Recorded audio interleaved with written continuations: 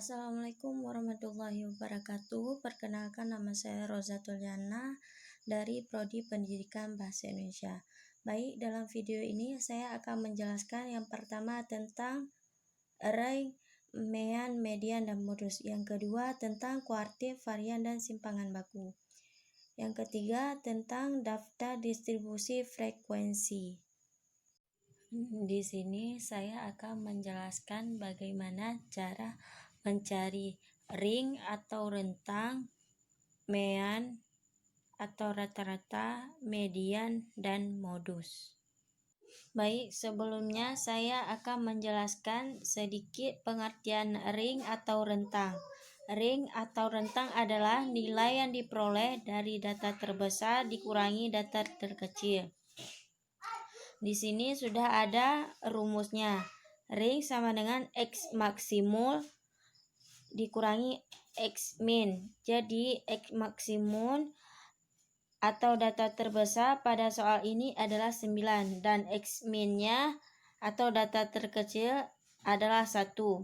Jadi 9 dikurang 1 sama dengan 8. Selanjutnya saya akan menjelaskan tentang min atau rata-rata.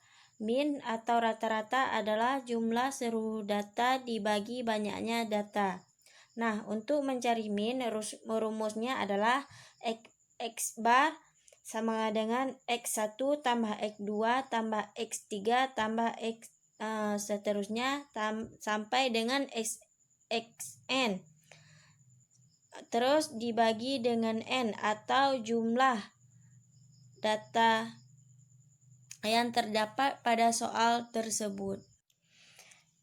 X1 di sini sama dengan 9, X2-nya sama dengan 4, dan X3-nya sama dengan 3, dan X4-nya sama dengan 9, sampai dengan X21 sama dengan 8. Jadi, N atau jumlah data pada soal tersebut adalah 21. Jadi 21 ini kita peroleh dari menghitung data pada soal ini. 1, 2, 3, 4, 5, 6, 7, 8 sampai seterusnya sehingga mendapatkan hasil 21. Baik, selanjutnya kita akan menjelaskan sedikit tentang median. Median adalah nilai tengah dari sekumpulan data yang telah diurutkan dari terkecil ke terbesar. Data pada soal ini terlebih dahulu kita urutkan. Di sini yang terkecilnya adalah 1 dan yang terbesarnya adalah 9. Jadi kita urutkan dari 1 sampai 9.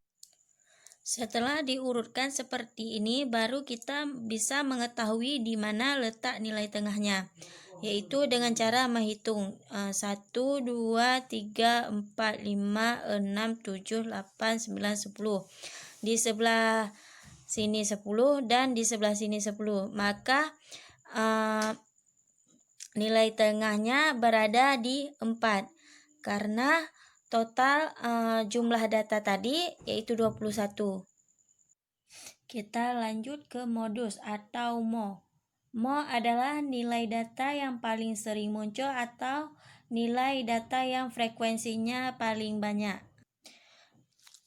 Di data yang sudah diurutkan tadi bisa terlihat dengan jelas bahwa nilai yang sering muncul di sini ada angka 3, angka 4, dan angka 8. Kita lanjut ke kuartil, varian, dan simpangan baku. Pertama, di sini saya ingin menjelaskan dulu apa itu kuartil. Kuartil adalah titik atau skor atau nilai yang membagi seluruh distribusi frekuensi ke dalam 4 bagian yang sama besar.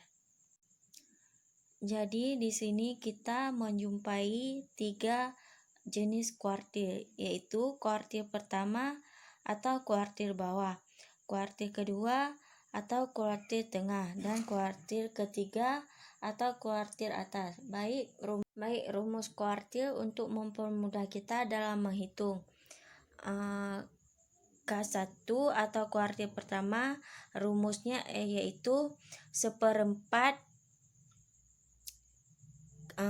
kali N tambah 1. Kedua atau kuartil kedua rumusnya adalah setengah kali N tambah 1. Ketiga atau kuartil 3 rumusnya adalah 3/4 kali N tambah 1. N itu adalah jumlah data yang terdapat pada soal tersebut. Kebetulan pada soal ini N-nya berjumlah 10. Selanjutnya varian. Terlebih dahulu saya menjelaskan pengertian varian.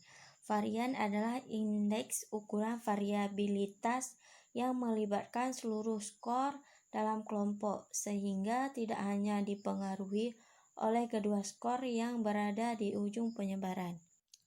Rumus varian adalah S² sama dengan N sigma X kuadrat tambah sigma X yang dikuadratkan dibagi N kali N kurang 1.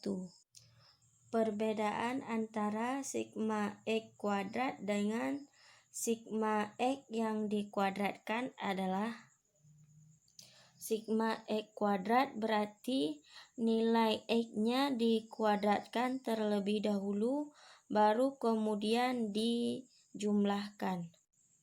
Tapi sigma X yang dikuadratkan adalah sigma X total dikuadratkan, berarti terlebih dulu dijumlahkan nilai X-nya, baru dipangkatkan atau dikuadratkan.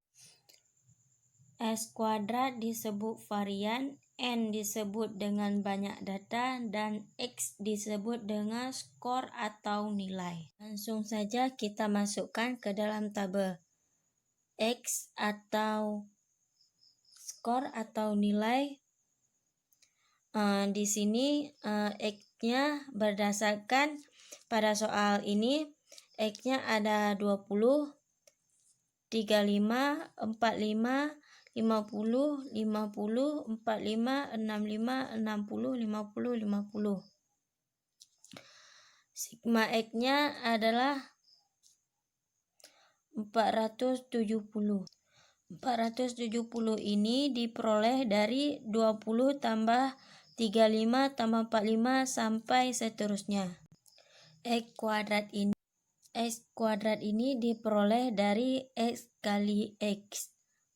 Berarti 20 kali 20 sama dengan 400 sampai dengan seterusnya. Jumlah sigma X kuadrat sama dengan 23.500. 23.500 ini diperoleh dari 400 ditambah 1.225 sampai dengan 2.500. Setelah kita memperoleh nilai X dan X kuadrat, baru kita masukkan ke dalam rumus tadi. Simpangan baku.